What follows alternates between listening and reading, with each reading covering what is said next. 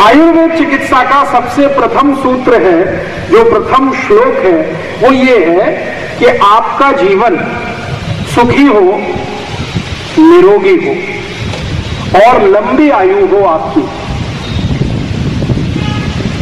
ये ऐसी भावना के साथ आयुर्वेद ग्रंथ में सूत्र लिखे गए। आपने कभी कभी सुना होगा, कभी शायद आपस में चर्चा भी की होगी, एक सूत्र अक्सर हमारे मुंह से निकलता है, श्लोक हमारे मुंह से निकलता है, सर्वे भवन्तु सुखिनः सर्वे सन्तु निरामया सर्वे भद्राणि पश्यन्तु मां कश्चित् दुःख भाग् भवेत्। सर्वे भवन्तु सुखिनः माने सब सुखी हो जाएं, सर्वे सन्तु निरामया सब निरोगी हो, सब सुखी हो, सब निरोगी हो। ये जो कल्पना है और ये जो भावना है, ये दुनिया के किसी भी दूसरे शास्त्र में नहीं है, सिर्फ आयुर्वेद में। एलोपैथी में आज तक ऐसा कोई सूत्र कोई लिखने वाला नहीं आया जिसकी भाव ऐसी हो कि सब सुखी हो, सब निरोगी हो। कहीं भी नहीं है एलोपैथी, होम्योपैथी में भी नहीं है। अगर आप ध्यान से ढूंढने की कोशिश करेंगे तो आयुर्वेद को छोड़कर दुनिया की किसी भी पैथी में नहीं। एक ही सूत्र, सर्वे भवन्तु सुखिनः सब सुखी हो जाएं, सब निरोगी हो जाएं, ये हम ईश्वर से प्रार्थना कर रहे हैं, आयुर्वेद में से निकला हुआ है। तो अगर सब सुखी हो, सब निरोगी हो, तो इसी के लिए आयुर्वेद की रचना की गई है। आयुर माने आयु और वेद माने ज्ञान। आपकी लंबी आयु हो, निरोगी हो, आपका जीवन सुखी हो, ऐसा ज्ञान देने वाले शास्त्र को आयुर्वेद कहा गया है। अब आपकी आयु निरोगी हो, लंबी हो, सुखी हो आपका जीवन, इसके लिए कुछ ऐसी माहिती उनमें दी गई है जिसको हर व्यक्ति अगर अपने जीवन में पालन करे तो उसको जीवन भर ही कोई रोग ना आए। मैं जब इनके शास्त्रों का अभ्यास कर रहा हूं पिछले कुछ वर्षों से, तो मुझे ये जानकर बहुत हैरानी होती है कि ये जो ऋषि थे, जैसे आत्रेय ऋषि थे, उनका आयु 136 वर्ष,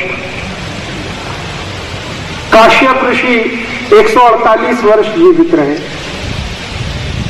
खुद भागवत का आयु 127-128 साल का रहा, सुश्रुत का लगभग 132 साल का आयु, चरक का लगभग 136-137 साल का आयु। और हैरानी की बात यह है कि 120, 125, 130, 135, 140 वर्ष का वय और बिना किसी रोग के संपूर्ण निरोगी, कभी कोई औषधि लेने की जरूरत ना पड़े, ऐसा जीवन और ऐसा शरीर, ये सब लोगों ने अपना जीवन बिताया है। और उन्होंने अपने जीवन पर जो कुछ ऑब्जर्वेशन किए, जो परिणाम उन्होंने देखे, जो कुछ उन्होंने सीखा, वही उन्होंने फिर सूत्रों में लिखा। भागवत ऋषि तो एक जगह लिखते हैं कि मैंने कोई भी सूत्र लिखा है, कोई भी श्लोक लिखा है, उसके पहले बार बार उसका ऑब्जर्वेशन किया है, बार बार उसको परखने का काम किया। लगातार ऑब्जर्वेशन में से जो निकलता है उसी को विज्ञान कहते हैं, साइंस भी वही होता है। तो इन महान लोगों के जीवन में से उन्होंने जो कुछ निचोड़ निकाला वो सूत्रों के रूप में शास्त्र में लिख दिया, उसी को आयुर्वेद के शास्त्र के नाम से जाना जाता है। चरक ऋषि ने एक शास्त्र लिखा जिसका नाम है चरक संहिता। सुश्रुत जी ने लिख दिया, उसका नाम है सुश्रुत संहिता। भागवत जी ने लिखा, 2 शास्त्र लिखे उन्होंने, एक का नाम अष्टांग हृदयम, दूसरे का नाम अष्टांग संग्रहम। फिर आत्रेय ने, काश्यप ने, निघंटू ने, भाव प्रकाश ने अपने अपने अलग अलग शास्त्र लिखे। इन सभी शास्त्रों को पिछले 8-10 वर्षों से लगातार अभ्यास करते करते मैंने इसमें से कुछ सूत्र, कुछ श्लोक निकाले जो साधारण मनुष्य के जीवन में, आपके जीवन में, मेरे जीवन में, हम सभी के जीवन में बहुत मदद कर सकते हैं संपूर्ण जीवन को निरोगी बनाने में, निरामय बनाने में। वो सूत्र, वो श्लोक मैं आज, कल और परसों 3 दिन लगातार आपको बताऊंगा। और चौथे दिन इन सूत्र और श्लोक पर आधारित चिकित्सा आप कैसे कर सकते हैं अपनी जिंदगी की, उसके बारे में कुछ माहिती दूंगा। आज मैं आपको कुछ ऐसी माहिती देता हूं कि जो इन तीनों महान लोगों की, तीनों महान से मतलब भागवत, चरक और सुश्रुत, तीनों ने जिन बातों को सबसे ज्यादा महत्व दिया है, तीनों ने जिन सूत्रों को, श्लोकों को सबसे ज्यादा आधारभूत माना है, ऐसी कुछ माहिती आज मैं आपको इसके आज के व्याख्यान में दूंगा। सबसे आधार तीनों ऋषि कहते हैं कि शरीर निरोगी रहना चाहिए, स्वस्थ रहना चाहिए। अगर शरीर आपका निरोगी है, स्वस्थ है, तो आपका जीवन बहुत सुखी है। और अगर आपका जीवन सुखी है तो आप दूसरों को सुख दे सकते हैं। और अगर आपका जीवन सुखी नहीं है तो आप किसी को सुख नहीं दे सकते। ये सामान्य सिद्धांत है कि आप अगर स्वयं दुखी हैं तो दूसरे को सुख नहीं दे सकते, और अगर आप स्वयं सुखी हैं तो दूसरे को सुख दे सकते हैं।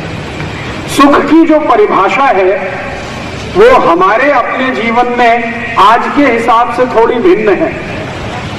हम सब आज सुख की परिभाषा करते हैं, वो कैसे? हमारे पास गाड़ी है क्या, एयर कंडीशनर है क्या, बड़ा बंगला है क्या, अच्छा बैंक बैलेंस है क्या, कोटि कोटि रुपए हैं क्या, पहनने को अच्छे कपड़े हैं क्या, आदि आदि। ये सब चीजों को देखकर हम सुख की परिभाषा तय करते हैं। लेकिन भागवत ऋषि कहते हैं कि ये हम गाड़ी होना, बंगला होना, एसी होना, कूलर होना या माइक्रोवेव ओवन होना, ये सुविधाएं हैं, सुख नहीं। ये सुविधाएं तो हैं, गाड़ी सुविधा है, लेकिन जरूरी नहीं है कि उसमें से सुख मिले। एसी सुविधा है, लेकिन जरूरी नहीं है कि उसमें से आपको सुख मिले। बहुत बड़ा बंगला होना ये सुविधा की बात है, लेकिन जरूरी नहीं है कि सुख मिले। मैं ऐसे बहुत सारे पेशेंट्स को जानता हूं, मरीजों को जानता हूं जो मेरे पास चिकित्सा के लिए आते हैं। उनके घर में एक एक गादी 1-1 लाख रुपए की है, गादी 1-1 लाख रुपए की है, और वो मुझसे दवा मांगते हैं नींद आने की कि राजी भाई कुछ ऐसी दवा दो जो नींद आ जाए। तो मैं कहता हूं 1 लाख की गादी पे आपको नींद नहीं आती? तो कहते नहीं आती।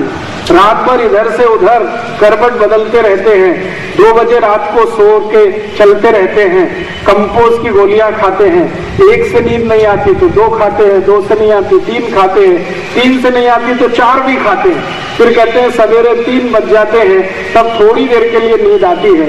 1 लाख रुपए की गादी है एक, और वो जापान से लाई हुई है, नींद नहीं आती। तो वो जो 1 लाख रुपए की गादी है वो सुविधा तो है, लेकिन अगर उस पर नींद नहीं आती है तो उसमें सुख नहीं है। उससे अच्छा ये है कि किसी के पास 1 लाख की भी गादी नहीं है, ऐसे ही जमीन पे सो जाता है, लेकिन रात भर उसको 7 घंटे अच्छी झोंक होती है, तो उसको सुख है। उसके पास सुविधा नहीं लेकिन सुख है, अच्छी झोंक का, नींद का सुख उसके पास है। हम अपनी जिंदगी में सुविधाओं को सुख से अलग करना सीख लें तो बहुत अच्छा होगा। हमने आजकल सुविधाओं में सुख ढूंढना शुरू किया है, वो नहीं मिलता है। सुख जो है मन और शरीर की एक विशेष अवस्था है जो बिना सुविधा के भी हो सकती है। मैं ऐसे एक नहीं आपको सैकड़ों उदाहरण दे सकता हूं। मेरे पास कई ऐसे लोग हैं जिनके पास 35 लाख रुपए की गाड़ी है, उसमें वो सवेरे से शाम तक चलते हैं, लेकिन मनके का त्रास इतना जबरदस्त है कि रात दिन परेशान रहते हैं। अब 35 लाख की गाड़ी उन्होंने लाई है सिर्फ इसलिए कि कमर को थोड़ा भी झटका ना लगे, फिर भी उनके मनके का त्रास जाता नहीं है। तो 35 लाख की गाड़ी सुविधा तो है, सुख नहीं। और उससे ज्यादा अच्छा मेरे पास ऐसे भी मरीज हैं जो मजदूरी करते हैं, डेली ठेला चलाते हैं, मजदूरी करते हैं और कम से कम पीठ पर 100-100 किलो वजन के दिन भर में 50-60 बोरे इधर से उधर ले जाके रखते हैं। उनको कोई मनके का त्रास नहीं है, उनके पास सुविधा नहीं है लेकिन सुख है। बिना मनके के त्रास के उनका जीवन है। तो हम इस बात को ध्यान से समझ लें कि सुविधाएं बहुत हों घर में, जरूरी नहीं है कि सुख आ जाए। सुख आएगा तब जब आप निरोगी होंगे, तब आपके शरीर को कोई त्रास नहीं, कोई रोग नहीं, कोई आपको तकलीफ नहीं, मन में, तन में, शरीर में, मस्तिष्क में, बुद्धि में, सब तरफ से निर्मल और निरामय जीवन है। भले आपके पास पैसा ना हो तो आप सबसे सुखी व्यक्ति होंगे। ये आयुर्वेद की परिभाषा है।